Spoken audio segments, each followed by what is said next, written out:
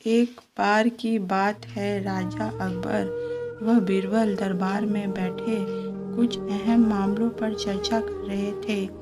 तभी बीरबल ने अकबर से कहा, मुझे लगता है कि ज़्यादातर पुरुष जोरू के गुलाम होते हैं और अपनी पत्नियों से डर कर रहते हैं।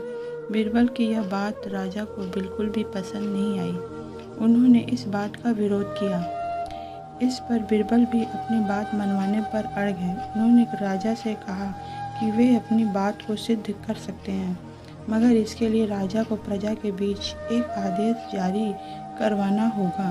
वह आदेश यह था कि जिस पुरुष के अपनी पत्नी से डरने की बात सामने आएगी, उसे दरबार में एक मुर्गी जमा करानी होगी।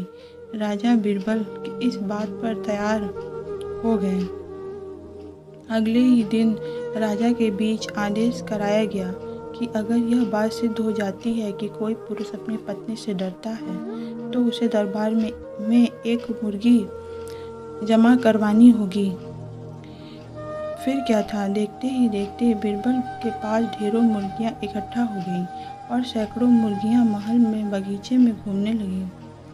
अब बीरबल राजा के पास पहुँचे और बोले, महाराज, महल में इतनी मुर्गियां इकट्ठा हो गई हैं कि आप एक मुर्गी खाना खोल सकते हैं, इसलिए अब आप इस आदेश को वापस ले सकते हैं।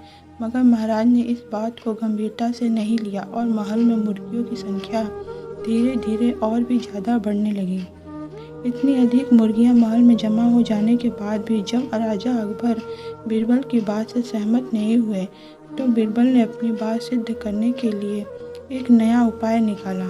एक दिन बीरबल राजा के पास गए और बोले, महाराज, मैंने सुना है कि पड़ोस के राज्य में एक बहुत ही खूबसूरत राजकुमारी रहती है।